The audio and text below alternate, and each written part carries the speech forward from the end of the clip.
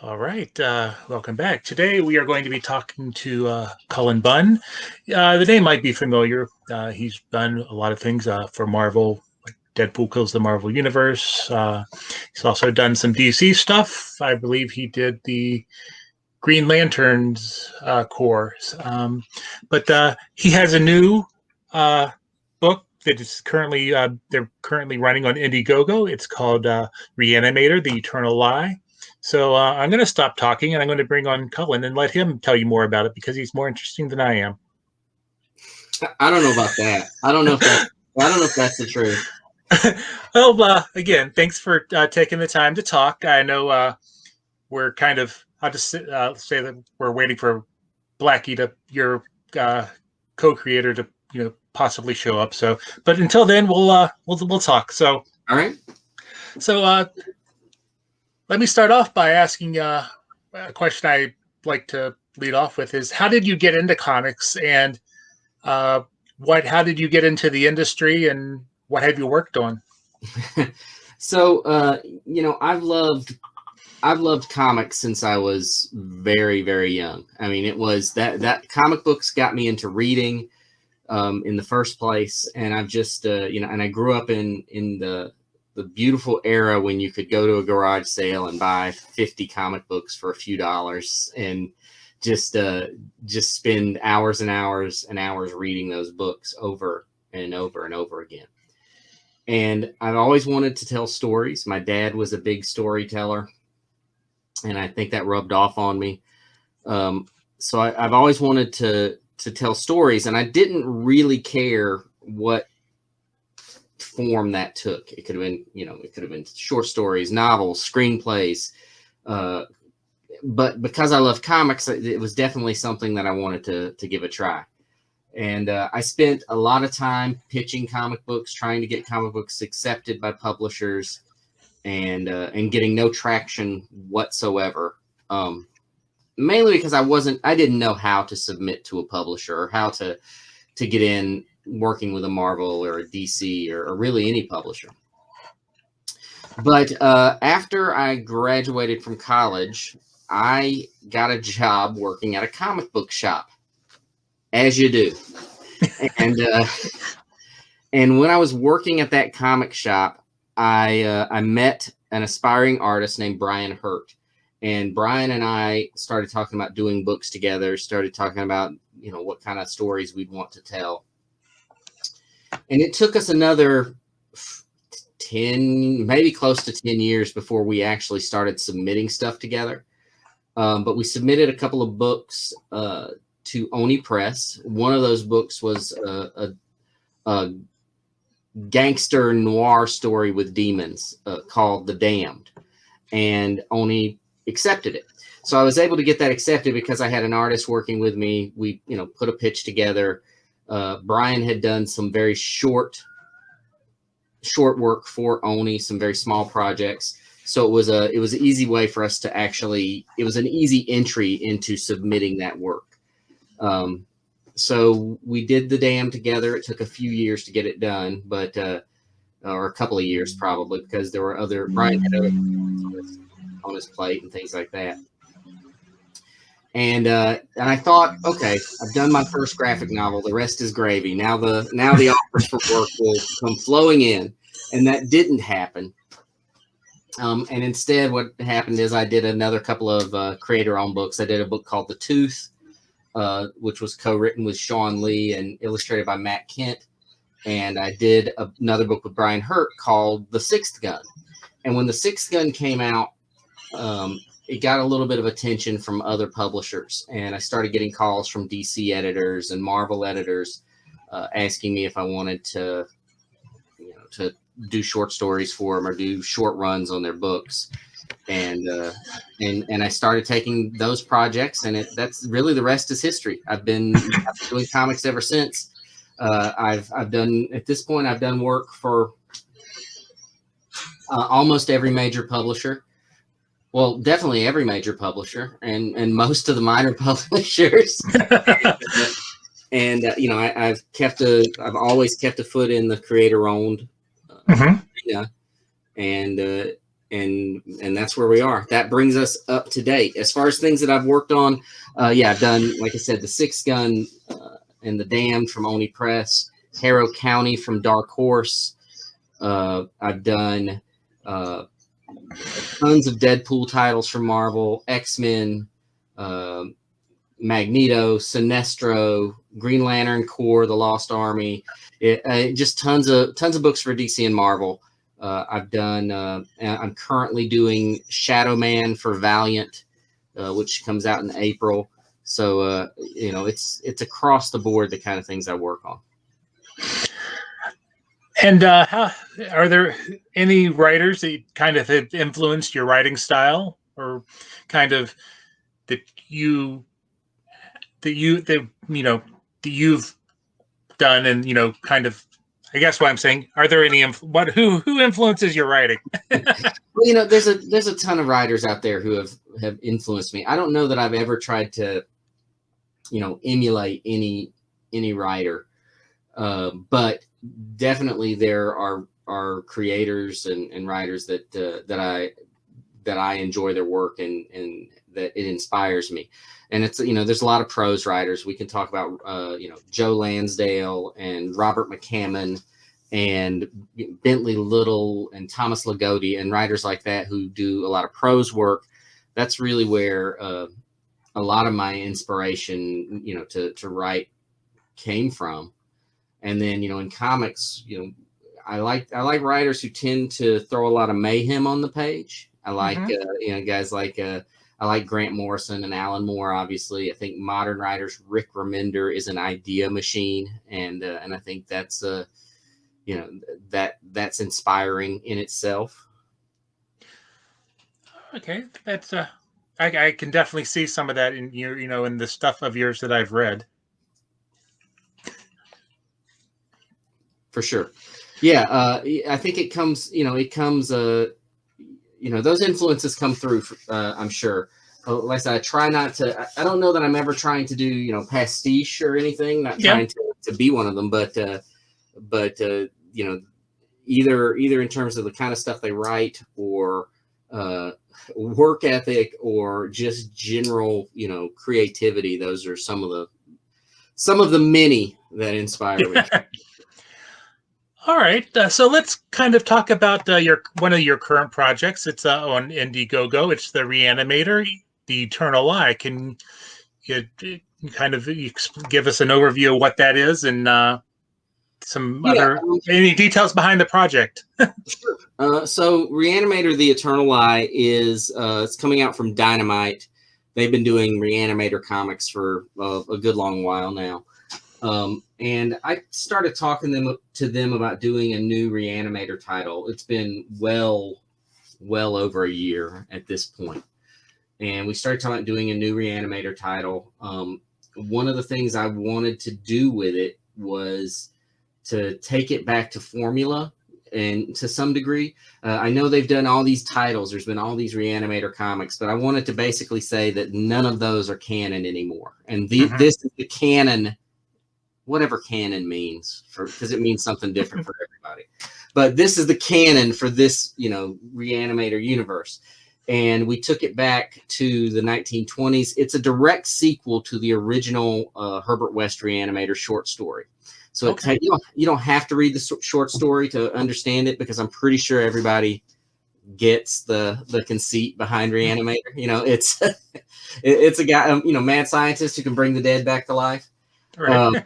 But I wanted to take it back to be a direct sequel to that short story, and then take it in a new direction. So this story is set maybe a few years after the original short story. Herbert West has discovered that his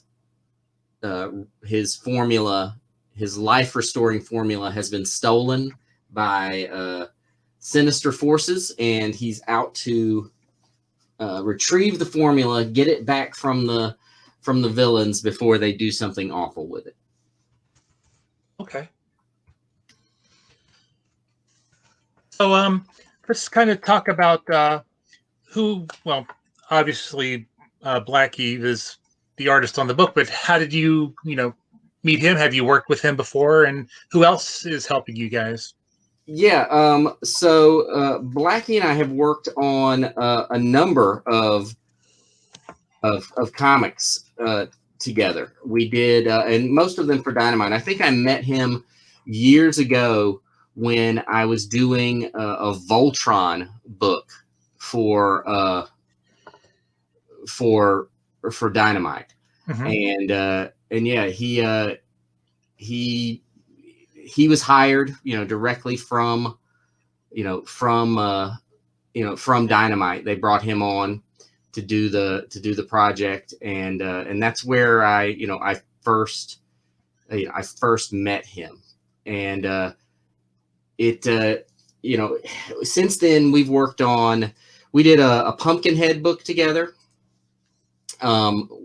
which was a lot of fun. It was a sequel to the original Pumpkinhead movie, and that was a lot of fun for me. And then we actually did a Reanimator versus Vampirella, Reanimator versus Vampirella comic, which was our introduction to that that world of Reanimator and everything like that. So when this came along, it was definitely I wanted to work with Blackie again. I recommended him for this project, and he thankfully he joined he joined in and has been doing the project ever since. So I've been really and he's not here for me to hear me say this, so I'm not just blowing smoke. It's really some of my favorite work from him. I feel like he does some things in this comic that it's his best work I've ever seen. It's really just amazing work, and I'm just excited for him, for people to see what he's done. There are pages in this that I wrote in the script. There are creatures that have been described in short stories and things like that over the years. And I wrote in the script that I wanted this to be something different. I wanted it to be something new, and he really just just nailed it. The pages, it's at one point they wanted to spoil those pages. They wanted to show them to people as previews, and I'm so glad that they ended up not showing those pages, because they're really something special. So stay tuned for that stuff. It's awesome. We were talking about your fellow creator, the rest of the creative team. Yes.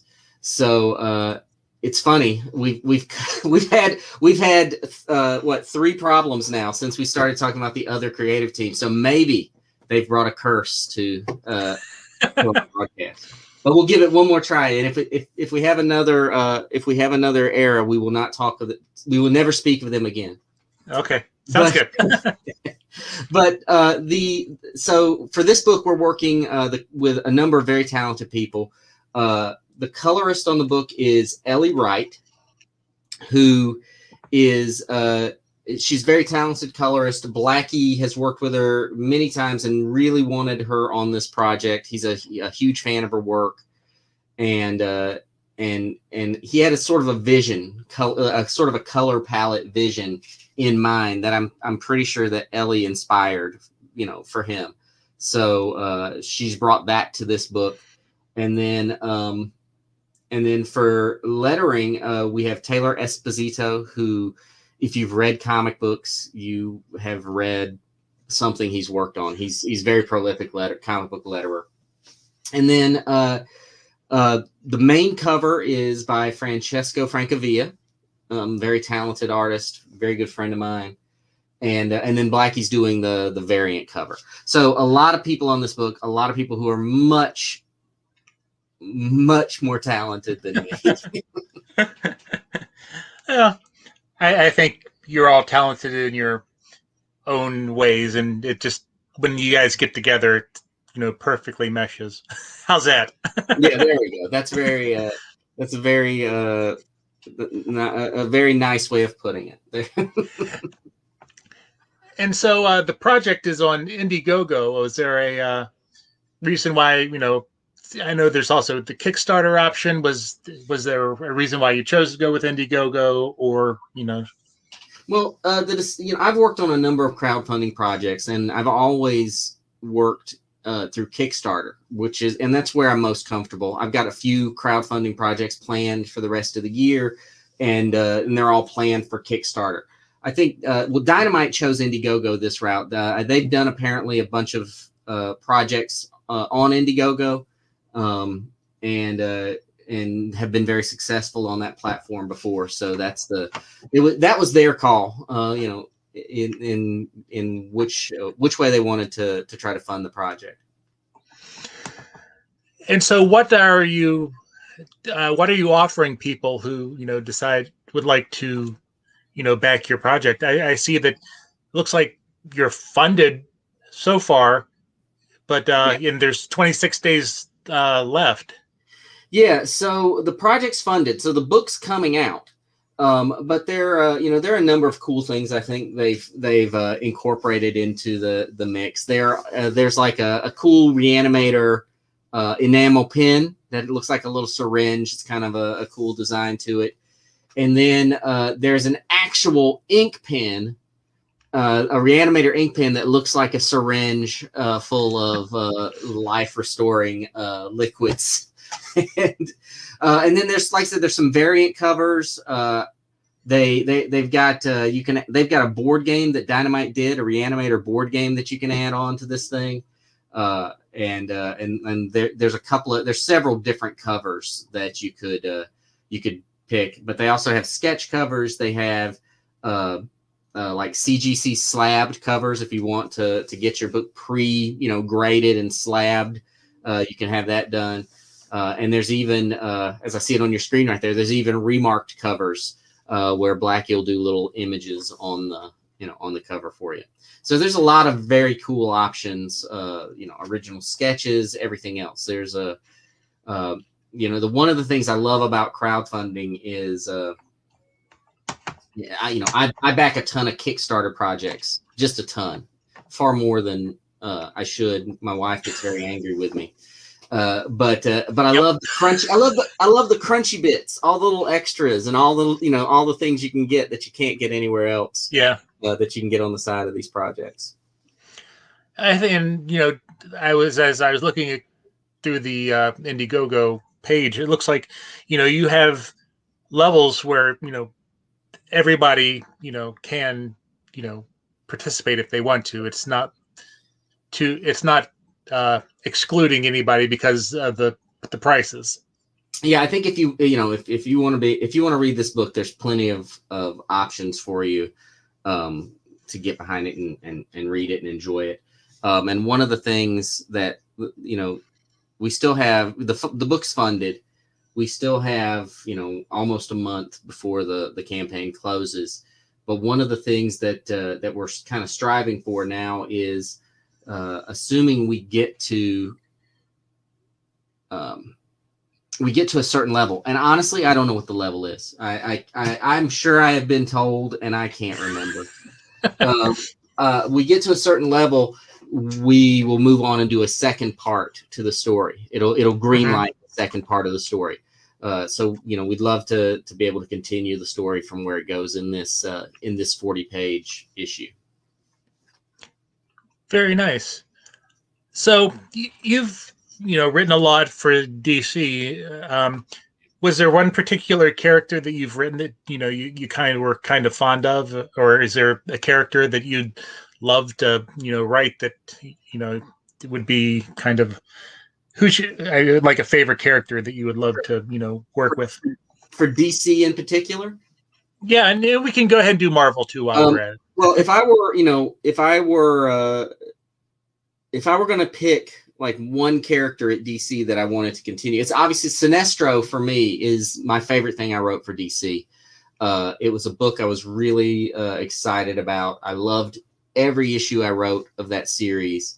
And I've never, I've always felt like there's more that I need to do with Sinestro. So I'd go back to a Sinestro book in a heartbeat, without hesitation. I still have grand designs for that character. And if there were a character, any character at DC, I would love to write a Swamp Thing book. I've gotten close a couple of times. We've gone through the pitches. There was even one approved for a while that then got taken off the schedule. So I'd love to get the chance to write a Swamp Thing, or maybe a Hellblazer, but something with one of the darker characters, the horror characters for sure. And then if we were going to talk Marvel, I wrote Venom for a while with Flash Thompson as the lead character, and I would kill to bring Flash Thompson. And probably more importantly, I introduced a character called Mania in the Venom book. I'd love to write a Mania story again. But I'd love to see Flash Thompson Venom again. I think he was a great character for so many reasons. And I don't feel like my Venom book was unlike Sinestro, where I loved every issue and I felt like every issue was great. Venom had issues, it wasn't a perfect book by any means, but it was a lot of fun to work on. I enjoyed it. There's a lot of high points in that series for me. And I'd love to have a chance to go back and do something else with that character for sure. But really, you could say that with almost any book I've written. I want to go back and write them again. Yeah. I don't feel like I got there. There are very few characters that I've written stories for that I feel like I was able to do everything I wanted to do. Well, I can see that. So we're gonna go ahead and wrap it up. But are you reading anything currently that you would recommend? It can be comics or books with words and no pictures. I hear those exist. Yeah, I feel like the last few weeks in particular, I've been in such a funk. I'm rereading a lot of stuff that I've read before, both in comics and prose and everything else. So I'm not reading a lot of new stuff. I feel like I'm reading a lot of Dungeons and Dragons manuals for some reason. Like maybe that's easy. I don't know. I'm reading a lot of D&D manuals. I have been reading Dennis Hopeless's Exo Manowar, and I feel like that is a great book. And if you're sleeping on it, you're really missing out because he's doing some very cool things. And I know some of the things he has planned for that character going forward, and there's some very cool stuff up ahead, down the line in that series. So now is the time to get on it because it's awesome. All right. So before we sign off here, how about you give one last kind of pitch for the Indiegogo and include where people could find you on social media if you want to do that. Yeah. So with Reanimator: The Eternal Lie, it's an easy jumping on point story. If you've read Reanimator before, read the short story or read some of the other comics or even watched the movies, you'll understand what you're getting into with the character of Herbert West. This is a new a new version of the character, a new story going forward, and it's going to connect Herbert West to a little more, solidly to the Cthulhu mythos, which is something that character's never been associated with the Cthulhu mythos really, and in this story he will be, and it's a fun story. It's got some humor to it, but it's also got a lot of horrific events. There are what I'd call at least as Blackie says that there's a spoiler every few pages, so you can't reveal a whole lot about it. So there's a lot of big moments in this, packed in this story, and I think people will really like it if they give it a shot. And then for me, you can find me on, my website is cullenbunn.com. You can find me on social media. Pretty much it's Cullen Bunn across all platforms. I'm most active on Twitter. So if you follow me on Twitter, that's where you'll see the most of my nonsense. Oh, well, I think I already follow you, but if I don't, I'll make sure I follow you. And when I post this up, I will include a link to the Indiegogo. And I want to thank you. I want to thank you for taking the time to come on and talk. Yeah, thanks for having me, and yeah, just send me a link when you post it, because I'll make sure I spread the word too. But I appreciate you talking to me. And if you want to have another interview with lots of technical difficulties when you're doing your other Kickstarters, no, we're gonna work it out. Next time will be completely flawless. There will be no issues, and we are gonna have it completely down pat on the next one. So I'm not stressed over that. All right. If technical difficulties are the worst thing that happened to us, then we are ahead of the curve.